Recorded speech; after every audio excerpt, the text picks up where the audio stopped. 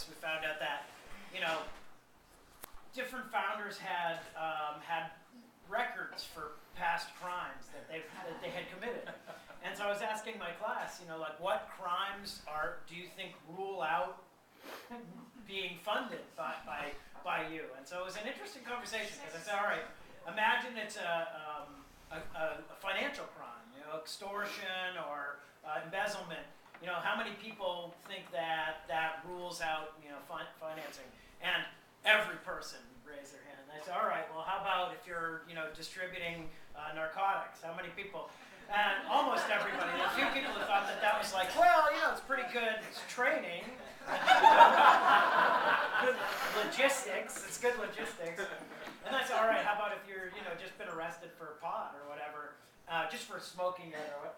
And everybody thought that was perfectly fine. So I'm like, okay, we're getting some good line drawing here.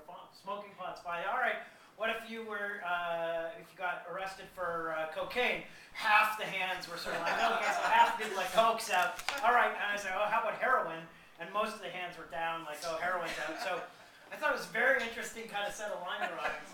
So I don't know if you guys have, do you draw similar lines, like embezzlement bad, marijuana fine, heroin not so much? I was actually going to go in the same direction. The one, Fuck the heroin. the sooner we can get to drugs, the better. In a similar diligence phase of an investment, there was, we're starting to draft up the documents, and there was all these terms and conditions on page 45, and one of the disclosures that just got embedded in there by one of the entrepreneurs at the last moment was, we have no criminal records except for vehicular manslaughter.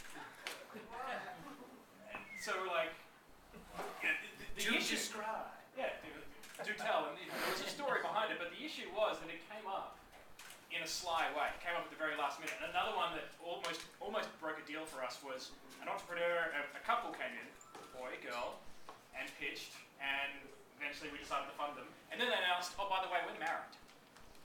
And we just took off our wedding rings for through the pitching process, because we didn't want that to interfere, or we didn't want that to bias you in any way. And it wouldn't have biased us in any way, but the fact that they thought that they should maybe keep it a secret from the investors and then disclose it later, it just became really weird, and it almost got a deal. Just that lack of upfront honesty from day one was a judgment call on people, more than just the fact that they